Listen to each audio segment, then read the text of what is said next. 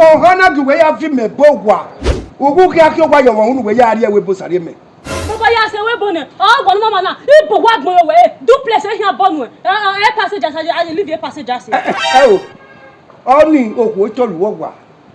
Oh, one webber, or who were Sarime at ye. The menu no man, no young boy, oh, woman. Baba, oh, what Watani. Then no way, one American, everybody teach you.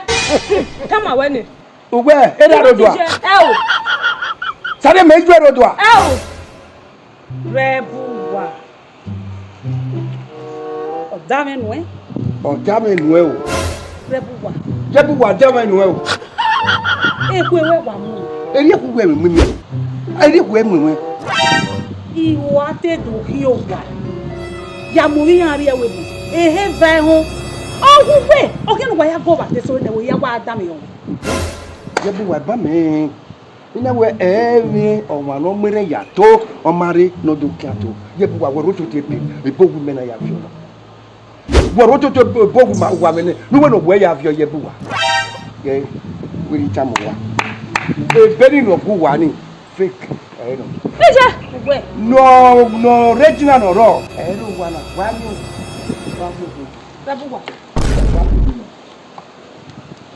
sare ni ji what I have given the man na Ele que mala we gbe a.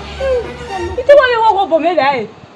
Iwe do wa wo do ni mere wariana. O pe ane de zeye mo zeya mi. Bi afia mero wa ye we bo na. Rebuwa, whether you like it or not. O yin aje we bo. O ye we bo. Bi me.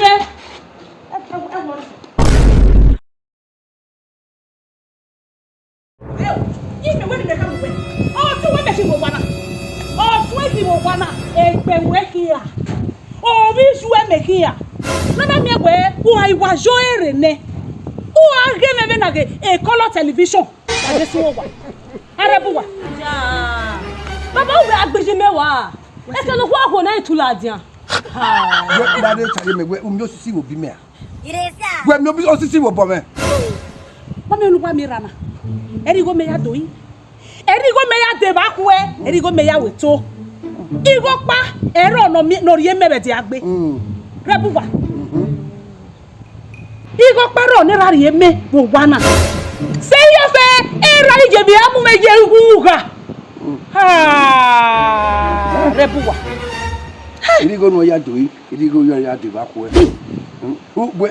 Ezukpo nekwe na mwe ezukpo we guna ezuwo wan we guna ati bo nyaga no wa hele mewo wana ukure no raka okpe akara oga pagbe yebuwa ime sare ni deni rana se deni gbesi me to ase na son gangan be ni o se era ona gba mu yeke dame ona wa yebe na ran titi ire buwa gbẹ̀rẹ̀ àwọn ẹgbẹ́ ọmọ bàbá gbẹ̀rẹ̀ àwọn ẹgbẹ́ wẹ̀ yìí jí mẹ́yà hàn tó ẹni here èmi rẹ̀ pàgà sínú dàjẹ́ mi yàá ta mẹ́gbọ́ ẹ̀wẹ̀ ọmọ bọ̀ wùkú náà gbẹ̀. ìjọ àgbègbè náà wò ṣùgbọ́n ìyẹn wò ni ọmọ ẹgbẹ́ ìmọ̀ fi òpòpò. ọ̀nì mẹ́. ìmọ̀ fi òpòpò gbẹ̀jẹ̀rẹ̀ ìtàpá ni fífò àwẹ̀gẹ̀ náà pẹ́ ináwó náà gẹ̀wò kàńzẹ̀ náwó máa wẹ̀ kọ́. tẹ́tí ju ẹ̀dùn ẹ̀kì ọ̀nà pẹ̀ ẹgbẹ́ náà yá dó ìyá ọ̀nà pẹ̀ ẹgbẹ́ náà yá dé wá kó yà amáwígò náà yá wètò mo wí ẹ̀yẹn jọ́ kí kọ́bù zẹ̀bù yẹ kí. ọ̀wá mà àfihàn mẹ́rọ bẹ́ẹ̀ náà nà miẹ́wẹ́ uyáwé ọ̀hìn tún nekere wúwa uyáwé hìn wíwé nekere pàdé tí wọ́n wà ìyẹn bìgá o ìyẹn bìgá o ìjọ oníṣẹ́ onímọ̀lẹ́sẹ̀ náà ṣe é sọ wẹ́ẹ́ wọrí mẹ́rin ni mià o gàláwà náláwà yìí gàláwà tà lọ gbé ọmọ wẹ̀rẹ̀ àwọn rẹ́bùwà ìjẹ́ gàláwà yàmẹ́ hìn òkú yàwá dé sí wọ́n wà yàmẹ́ hìn tún dame me ni je bu wa yan tun e be mi a se o pe e be wa gbe mi u kein e ke nu je mo ni a e ku we me vie wa gbe su wo wa e ko e mu me abe mi o me gbe ne u kein ya a me gbe ne u kan ti bo nyaga nu wa eledi me wo na u kure na ko gbe wa kara o ga pa gbe ya ko ise me ti na pa abi o ni be obe oja ọjà ọmọ kí wà bẹ̀rẹ̀. ọwọ́ ẹ̀dá ìwùjẹ gbẹ̀lì gbàwá ni. ọmọ ayi ndébèrè yọ̀nà wẹ́ má fọ́sí mẹ́mi à fọ́sí wẹ̀ wẹ̀ ọ́ ni mi à là ẹ̀ yìí là ẹ̀ báyìí wẹ̀ nà wò gbàdá ọmọ kí wà.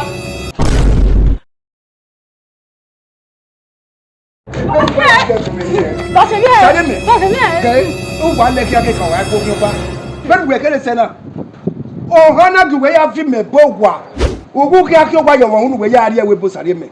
baba ya se we bone o gbonu mama na ibo wa gbon we duplex e yan bonu e passage as I leave e passage as o ni oku to luwo wa o gwa nu we bo ogun gwe lo sare mi ati ni menu no ma yin no yan agbon boy o go mi baba o wo watani bi no we gbon na mere we boni ne e we boni ti je kama we ni o gbe e da rodo a sare me ju rodo a Rebu wa ọ̀dá mẹ́nu ẹ́. ọ̀dá mẹ́nu ẹ́ o. Rebu wa. Rebu wa ọ̀dá mẹ́nu ẹ́ o. Eku ewé wà mú. Eri eku wẹ̀ mí mi. Eri eku ẹ̀ mú mi. Ìwọ àtẹ̀dùn kí o wà. Yàmùrí yàn rí ẹwẹ́ bù. Ehe va ẹ̀hún. Ọ̀hún wẹ̀. Ọ̀kẹ́ni wà yà gọ́ wà tẹ̀sọ̀ ní ẹ̀wọ̀ yà wà dá mi ọ̀hún. Rebu wa bá mi. Ina we emi ọ̀wà lọ mẹ́rẹ̀ yàtọ̀ ọmọdé n'ọdún kíátó. Rebu wa wọ̀rọ̀ tó tẹ̀ pé ìbòwú mẹ́na yà fi ọ̀nà. Wọ̀rọ̀ tó tẹ̀ ìbòwú ma wà mẹ́nẹ̀ níwọ̀n náà wẹ̀ yà fi ọ̀yẹ́ bù wa. Yẹ wíri tá mo wa. Ebéni nọ kú wa ni fake ẹ̀ nọ. Níjẹ́ gbogbo ẹ̀. Nọ original nọ rọ. Ẹ̀ ló wà náà wà ní Rebu wa. Sáré mi. ji wona ya bia ne man na e ni ki man na we gbe a iti wa ye wo bo me ga e Iwe do wa wo wodo ni mere wari ya na. O pe ane de be zeye mo ya na mi. me de ti Iwe afia mero o ayewe bo na. Rebu wa whether you like it or not. O ri ayewe bo. O ayewe bo. Iwe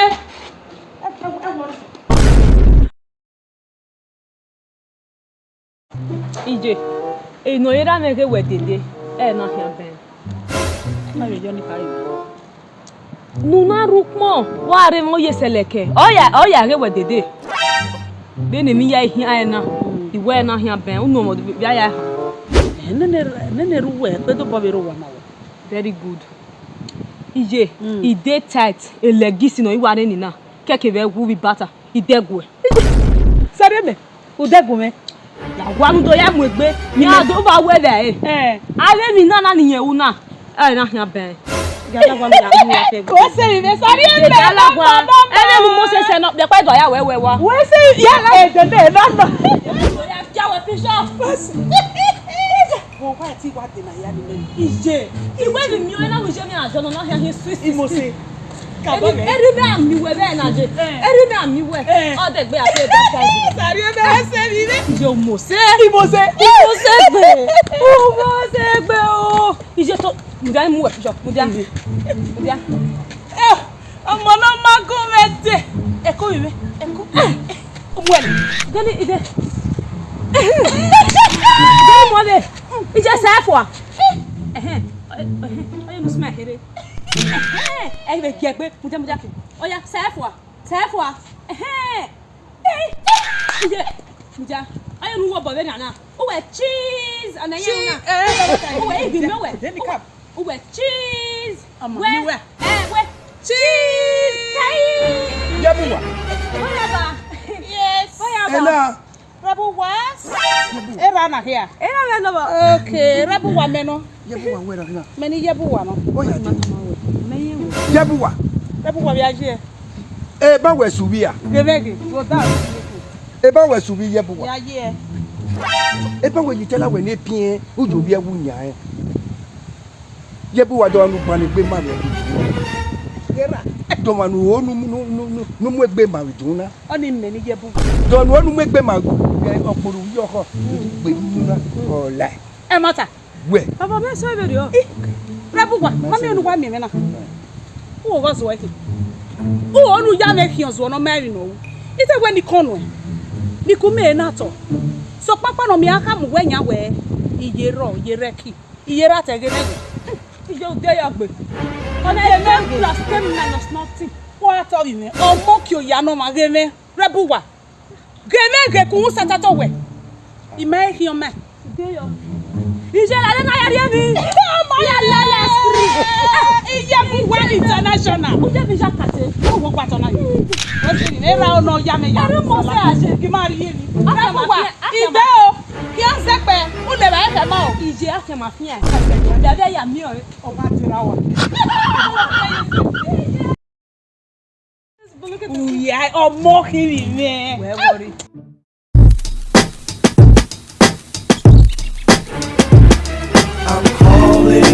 Maybe I'm selfish. I want you to myself, I can't help it. Oh my, yeah, maybe I'm selfish. Rabuwa. Oh, yeah, you're the kind of nigger who back a vassy by. Una the best couple, you have a glass down. Eh? But I go here. Eh, but we're so small boy. On Ira Bua, on Ira, Sareme. Baba. Yeah. Don't want to be a young man. Okay. Who will take me away? We're marrying him. Who doesn't make you? One of you, Obeka, if it were. That way, we will get a boy, may you be king. The way may come away, a boy, may you king. If you do any, I will see any. Papa, Rabuwa, who's any? Come.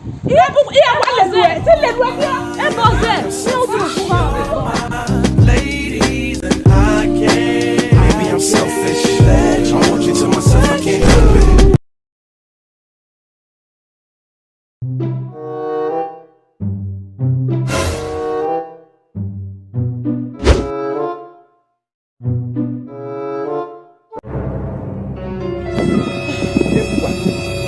I go to the pillow done. Egbemara eme no we na igo ni die ju we pillow buga adie Rebuwa egbemara ikama we egbemara wa ye no me go imari go ropa dede we kekun mi owie na wa na ogbe na we kekun mi e gbada ma we yisi imari go o wa dare na yebuwa igo ni we pillow bani yari yo me ba imari go o sari mori e wa go sari mo kweri oro no e o sari me ro wa na sia okay pa me meri go ni lajan mori e ya gwale e wo ni ye buwa iga la wa we ina ya gwali go igo nino igo me ni na mio e un e to parking one re Rebuwa wa parking one re Rebuwa you be mumu you think say you dey wise mori e mumu man aneme adigio